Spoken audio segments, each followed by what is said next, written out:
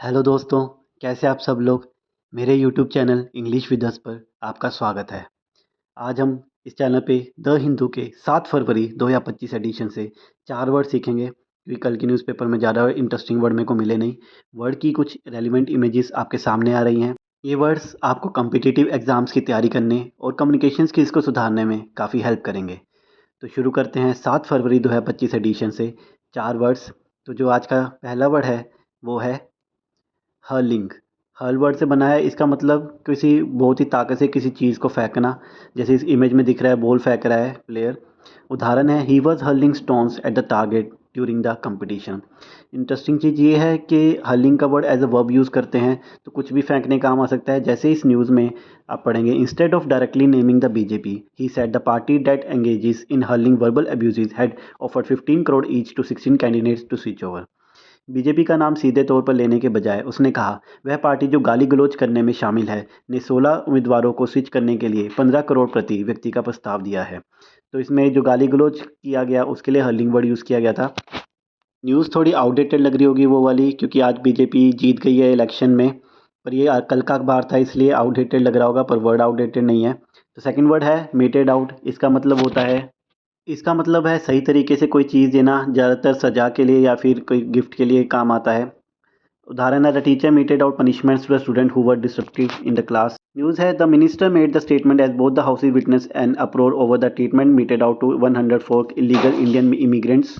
मंत्री ने यह बयान उस समय दिया जब दोनों सदनों में अमृतसर में बुधवार को एक अमरीकी सैन्य विमान से उतरे 104 अवैध भारतीय अप्रवासियों के साथ किए गए व्यवहार पर कि हंगामा मचा गया था।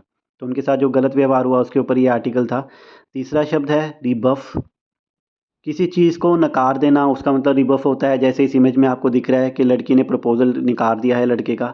उदाहरण है, she rebuffed his proposal with a firm no.